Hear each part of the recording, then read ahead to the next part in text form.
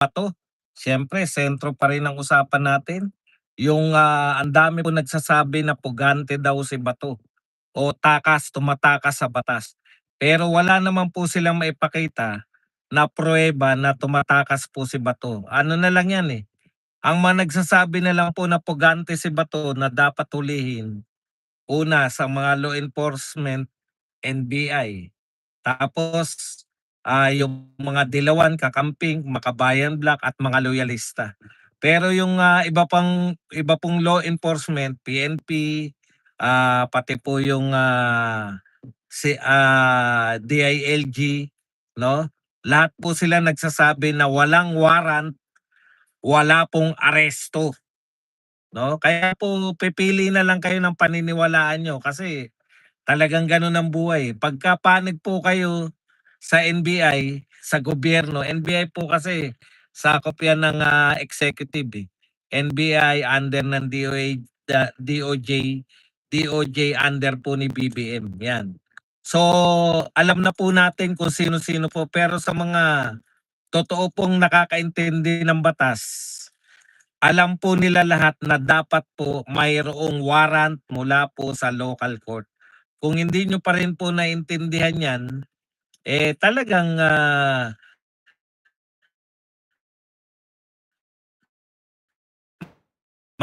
mahirap talaga ang buhay natin.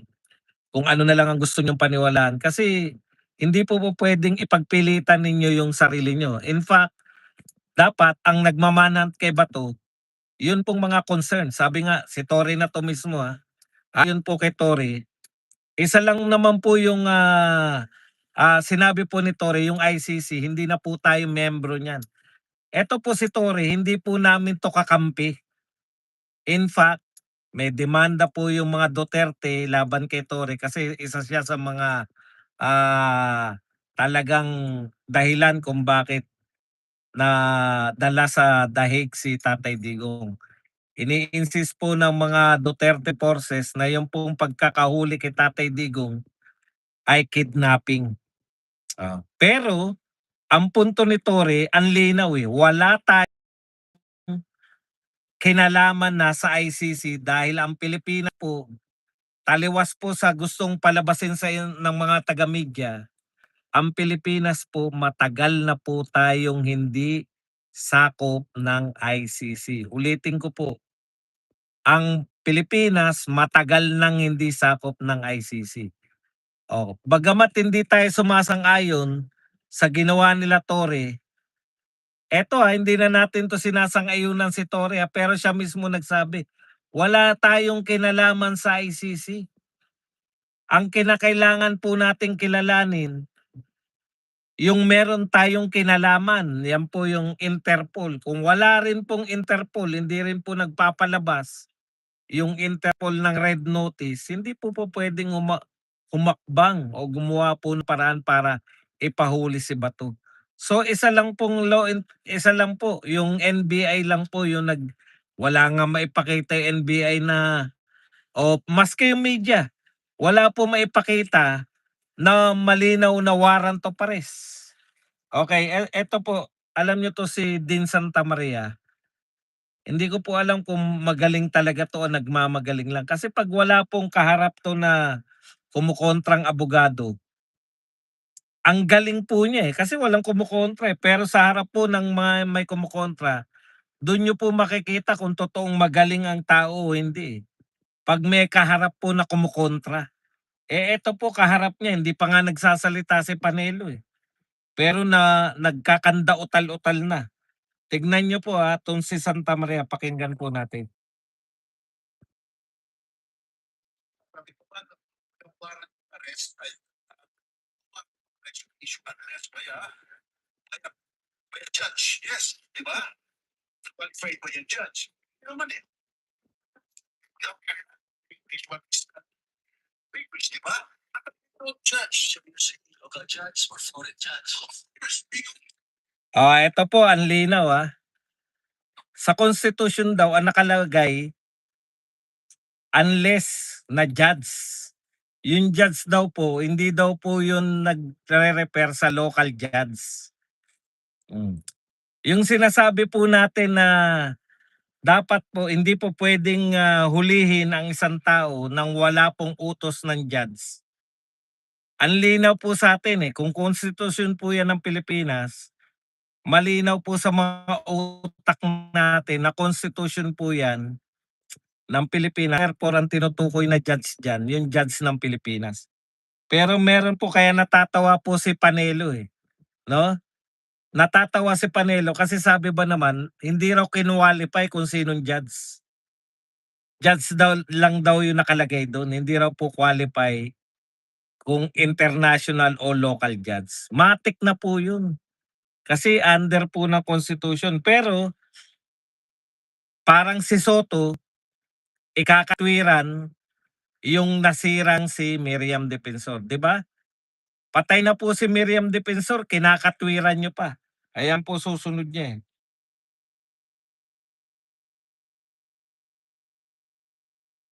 Si Miriam Defensor pala 'tong 9851.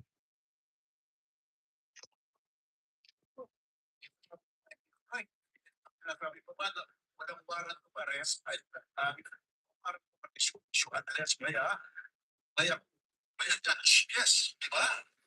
Qualified by yung judge. Hindi naman daw kaya na. These papers, di ba? Nakalimutan judge. You're saying local judge or foreign judge? Of course, because one by the Republic Act 9851, ito ang pangalan ng mga senator po. Sa po.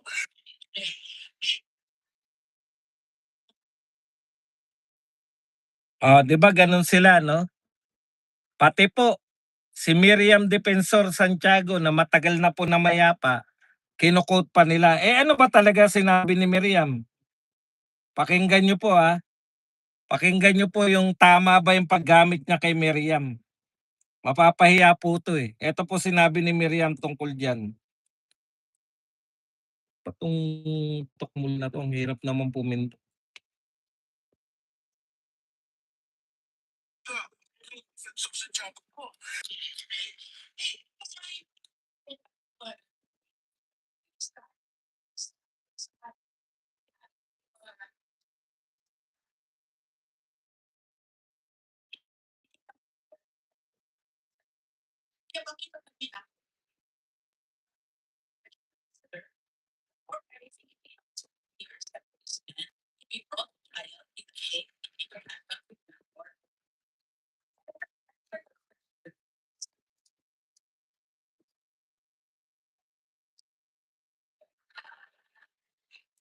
Pinagtatawanan lang po ni Miriam yung ganyang katwiran 'no.